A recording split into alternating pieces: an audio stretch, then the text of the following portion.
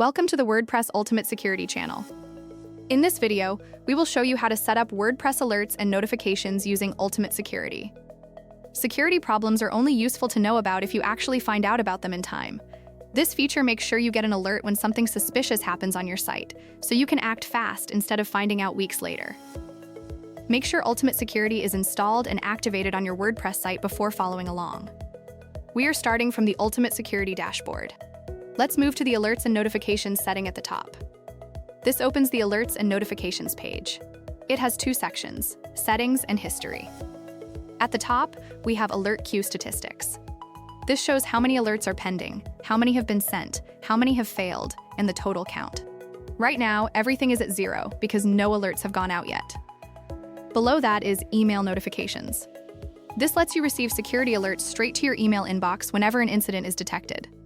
There is a toggle to turn email alerts on or off and a field where you can set the email address that should receive them. Next to it is a Send Test button, so you can check that everything is working before you actually need it. Now let's open our inbox. We can see a new email has arrived. The subject reads, WP Ultimate Security Test Alert. It confirms this is a test alert to verify that the alert channel configuration is working correctly.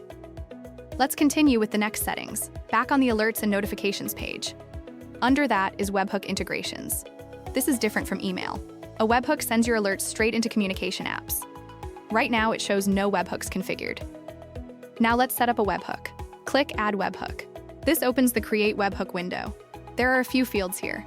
First is Webhook Name, where you give the webhook a label so you can recognize it later. Next is Platform, which lets you pick where the alert should go. Let's open the Platform dropdown. It shows Slack, Discord, Microsoft Teams, Telegram, and custom webhooks. Let's select Slack. Now in the webhook URL field, we paste in the Slack webhook URL. This URL is what connects Ultimate Security to your Slack workspace, so alerts land directly in the channel you choose. The enabled toggle is already switched on, which means this webhook will start working as soon as it's created.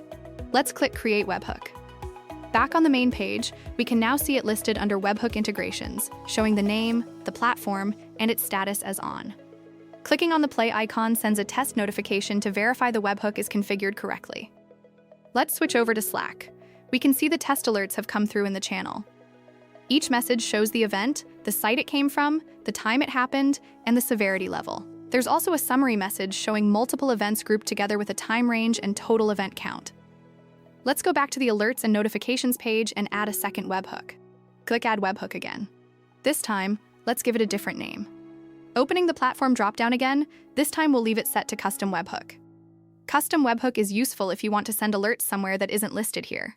In the webhook URL field, we paste in the custom endpoint URL. Let's click Create Webhook.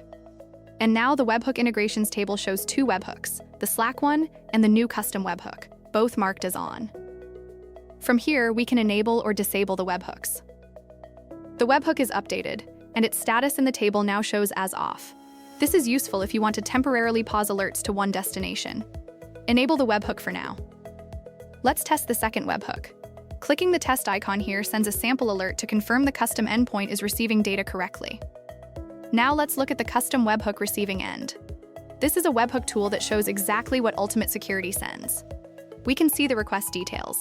This one is useful if you're a developer connecting Ultimate Security to your own system, since you can see the exact structure of the data being sent. Let's go back down to Notification Filters on the main settings page. Here we can see all 7 incident types you can get alerted for. Either enable all or disable all to control them together. Also, each one has its own toggle, so you can choose exactly what you want to be notified about instead of getting alerted for everything. Click Save Settings after the selection is done. Next, there's a How Alerts Work section. It explains that alerts are generated when the security system detects incident patterns, not just single events. Right under that is a Troubleshooting Alerts section. If you're not receiving alerts, it reminds you to make sure your email or webhook channels are properly configured and provides some other helpful information. Now, let's see what happens when a real incident is triggered. Let's go to the WordPress login page and try logging into a user's account with the wrong password a few times. The first wrong attempt shows a standard WordPress error. Let's try a few more times. After repeated failed attempts, the account gets locked. And a message now reads, "Too many failed login attempts," and the account is locked for 10 minutes. Let's try again anyway. The lockout escalates. And now the account is locked for 60 minutes. This is login attempt limit working in the background, and each of these failed attempts is exactly the kind of event alerts and notifications is built to catch. For those who want to protect their WordPress login page against brute force and want to set a limit on login attempts, check out the description box. You will find the full video tutorial link. Let's go back to the alerts and notifications page and check the alert queue statistics. The pending card now shows the number of alerts. Let's move to the history tab to see what's actually in that queue. At first, you will see the filters option. You can filter by status, priority, event type, and date range. You can click Reset Filters to clear all selections or refresh to update the results. You can also use the search bar to find specific alerts. Next is the Bulk Action dropdown. It shows a delete option, which lets you remove multiple selected alerts from history at once. Next to that are 2 export buttons, so you can download your alert history in whichever format you need. Now, let's look at the table below. Each row lists when the alert was created, its type, priority, title, status, number of attempts, when it was sent, and the actions available. At the bottom, you can see the pagination. Right now, every security incident is marked as pending.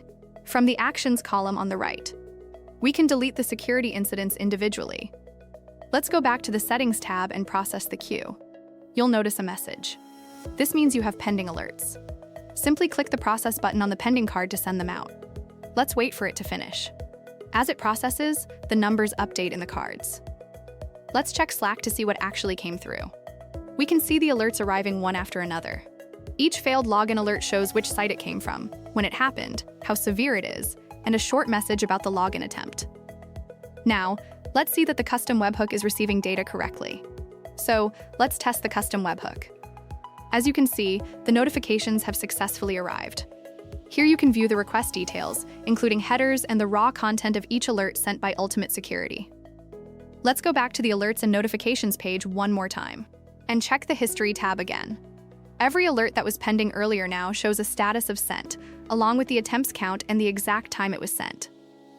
And this way, you can configure security alerts, manage webhook integrations, and review security incident history to ensure you stay in total control of your site's safety.